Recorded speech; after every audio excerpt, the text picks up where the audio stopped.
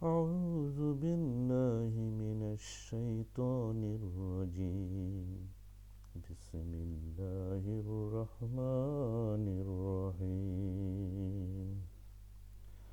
أصحاب الجنة يومئذ خير مستقرا وأحسن مكيلا. يوم تشق السماء بالغمام ونزل الملائكة تنزيلا. الملك يومئذ الحق للرحمن وكان يوما على الكافرين يسيرا.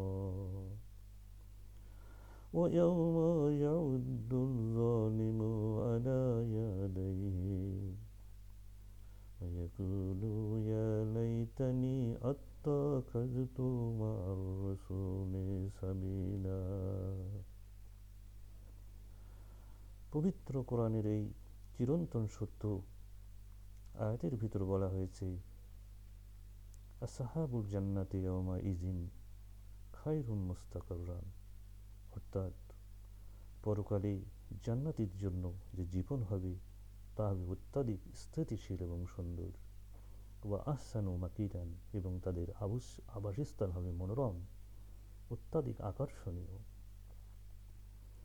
এবং পরবর্তী আয়াতসমূহে একই সাথে কাফির অবিশ্বাসীদের জন্য কিয়ামতের ভয়াবহ চিত্র তুলে ধরা হয়েছে। বলা হয়েছে, ইয়াউমা তাশাক্কুস সামাউ বিল গামামি, কিয়ামতের দিন কঠিন সেই ভয়াবহ চিত্র এমনটাই হবে যে আকাশসমূহ বিদীর্ণ হয়ে পড়বে, ছিন্ন ভিন্ন হয়ে পড়বে, মেঘমালার দ্বারা এদিক সেদিক হয়ে পড়বে। ওয়া নুজ্জিলাল মালাইকাতু তানজিলা, এবং এই জমিনে আকাশ থেকে ফেরেশতারা দলে দলে অবতীর্ণ হতে থাকবে, নামতে থাকবে। আল মুলকু ইয়াউমা ইজিল হাক্কু লির রহমান, এবং সেদিন এই জগতের একচ্ছত্র মালিক হবেন মহান আল্লাহ তাআলা।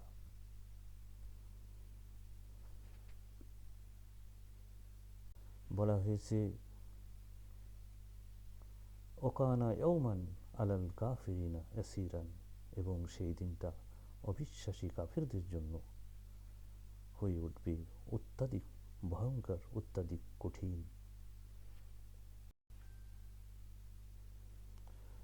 ওয়ায়াউমা ইয়াউদ্দুজ জালিম আলা ইয়াদিহি, সেই দিন যারা পৃথিবীতে অত্যাচারী ছিল, জালেম ছিল, তারা তাদের কিয়ামতের ভয়াবহ চিত্র দেখে তারা ভয়ে, দুঃখে, বিষণ্ণতায় তাদের আঙ্গুল কামড়াইতে থাকবে, তাদের হাত কামড়াইতে থাকবে।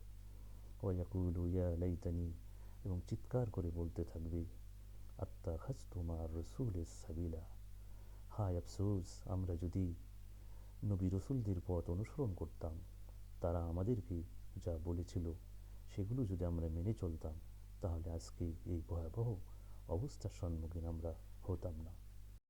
সুতরাং মহাপবিত্র কোরআনের এই চিরন্তন বাণীতে একদিকে যেমন জান্নাতীদের জন্য সুসংবাদ দেওয়া হয়েছে, পরকালে তাদের সুন্দর আবাসস্থলের বর্ণনা দেওয়া হয়েছে, তেমনিভাবে কিয়ামতের দিন অবিশ্বাসী কাফির মুনাফিকদের, অর্থাৎ যারা পৃথিবীতে আল্লাহর বিধানকে অস্বীকার করেছিল, আল্লাহর বিধানের কিছু অংশ মেনেছিল, কিছু অংশ অস্বীকার করেছিল, তাদের জন্য ভয়াবহ চিত্রের বর্ণনা দেওয়া হয়েছে।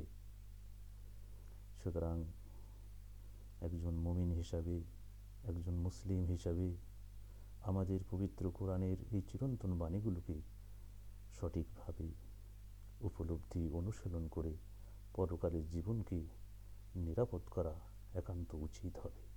আমিন।